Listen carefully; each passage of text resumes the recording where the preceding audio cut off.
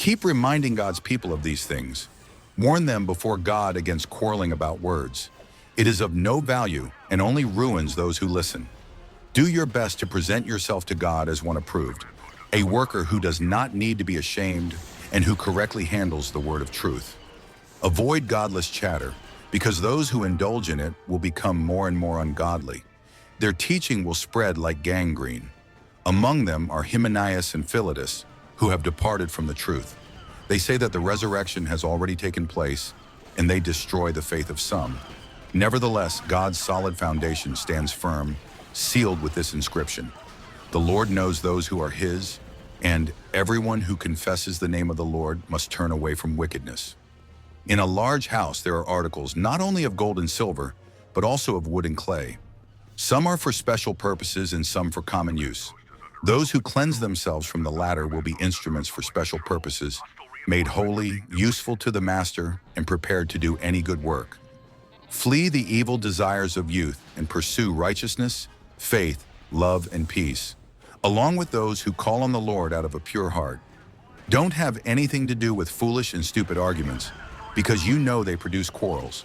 And the Lord's servant must not be quarrelsome, but must be kind to everyone, able to teach, not resentful.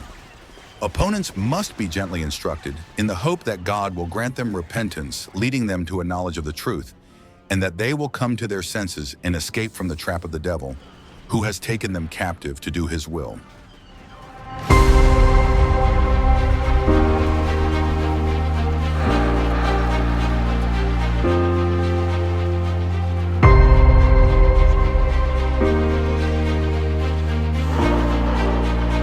My son, if you accept my words and store up my commands within you, turning your ear to wisdom and applying your heart to understanding, indeed, if you call out for insight and cry aloud for understanding, and if you look for it as for silver and search for it as for hidden treasure, then you will understand the fear of the Lord and find the knowledge of God. For the Lord gives wisdom. From his mouth come knowledge and understanding. He holds success in store for the upright. He is a shield to those whose walk is blameless.